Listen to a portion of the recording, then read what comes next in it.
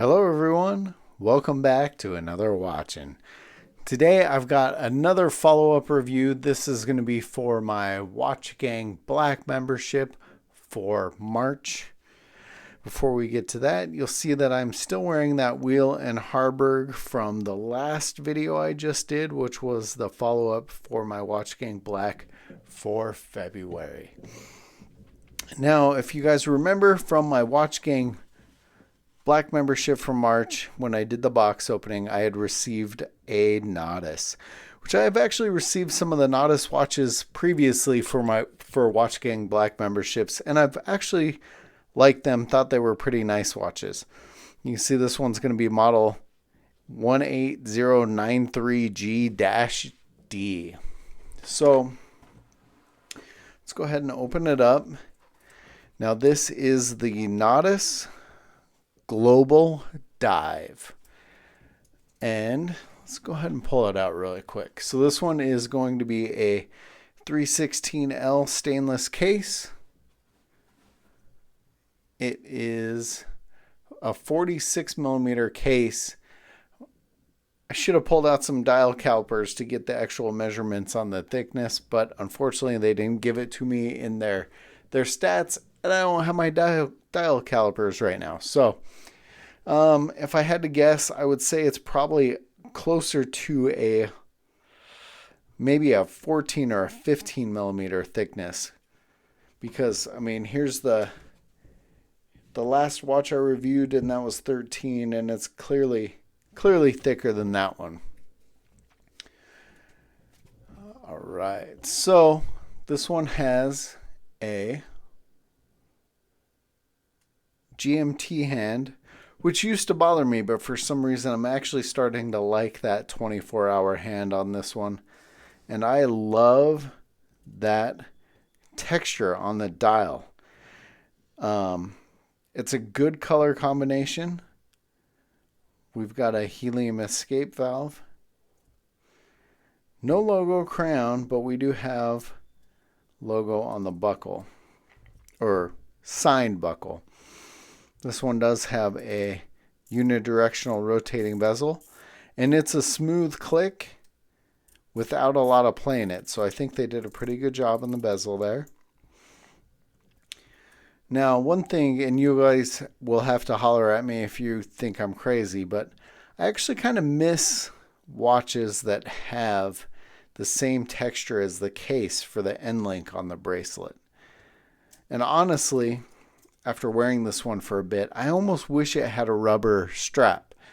That being said, when I go to their site and see the other versions of this watch, they have one that has a rubber strap, and it's not that much cheaper. It's only $20 cheaper, but the buckle and strap actually look really good on it, and I think the lighter weight would be pretty nice. It does have, obviously we've got the crown at the 4 o'clock position, and it is a screw down crown, which is nice. This one, I actually would have expected a higher water resistance than it is. This one only has a 50 meter water resistant. Let's open it up a little bit here. See the case back. Ooh, if my camera wanted to focus. So not much crazy going on the case back. Sorry guys, camera doesn't want to focus. One thing that does kind of drive me nuts on some of these watches, is when the case back doesn't actually line up straight. You can see there it says Swiss movement. So this one has a Swiss Ronda 515 GMT movement. Interesting enough, on the Swiss 515 GMT movements, they have two different ones. There's a Swiss made and a Swiss parts. I don't know which one this one is.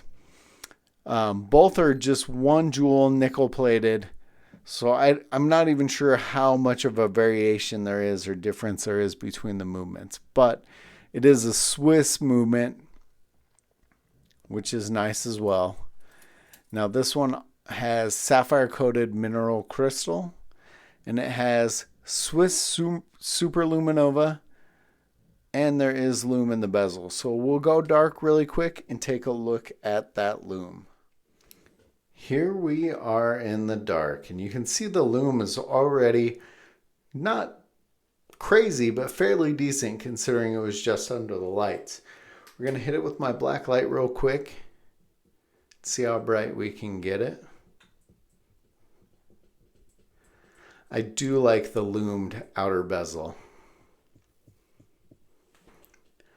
Really pretty solid lume. Again though, I wish there was lume on the actual main second hand for the watch. I don't know why that's starting to bother me, but on some of the hands when they don't put lume, it is a little bit, I don't know if it's disappointing, it's just surprising that there's not lume on the second hand when the rest of the watch has such solid lume. Here we are back in the light, and that is how that Nautis Global Dive looks on my roughly 7-inch wrist. And I think overall it actually looks really well. For being a 46mm watch, I don't think it's overpowering on my wrist. I like the crown at the 4 o'clock position. I like that it's not, super huge and protruding to where it's bumping the back of my wrist. I do think, like I said, I almost wish this was on their rubber strap. Now, the difference between, so this one with the bracelet runs $325 on their site. If you got the one with the rubber strap, it would have been $305. Now, of course, I think, for a $25 or a $20 difference, you're better off going with the bracelet. The question will be, which I don't see that they sell their rubber straps separate. If you could buy one for $20, I absolutely would, because I liked how their buckle looked on their strap. Now, this was my WatchGang Black membership watch for March.